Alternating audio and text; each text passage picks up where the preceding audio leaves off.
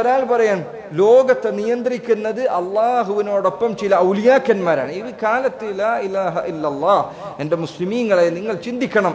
ഈ കാലഘട്ടത്തിൽ മുസ്ലിം വേഷം കെട്ടിയ ആളുകൾ ഇത്തരം വർത്തമാനങ്ങൾ പറയാൻ ധൈര്യം കാണിക്കുന്നു എന്നത് നമ്മുടെ ഈമാനിന്റെ കുറവിനെയാണ് അറിയിക്കുന്നത്.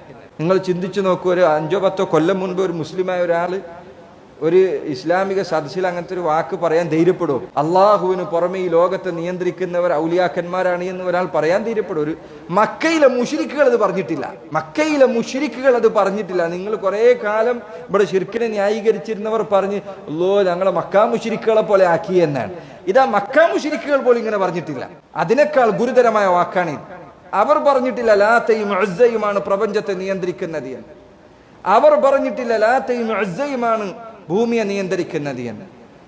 അവർ പറഞ്ഞിട്ടില്ല ആകാശത്തുകൂടെ പറന്നു പോകുന്ന പ്ലെയിൻ അവിടെ നിൽക്കട്ടെ ഒരു പക്ഷിയെ പോലും നിയന്ത്രിക്കുന്നത് ലാത്തയോ ഉസ്സയോ ആണെന്ന് അവർ പറഞ്ഞിട്ടില്ല. ഇന്ന് ആളുകൾ ഔലിയാക്കന്മാരാണ് പ്ലെയിന് നിയന്ത്രിക്കുന്നത്.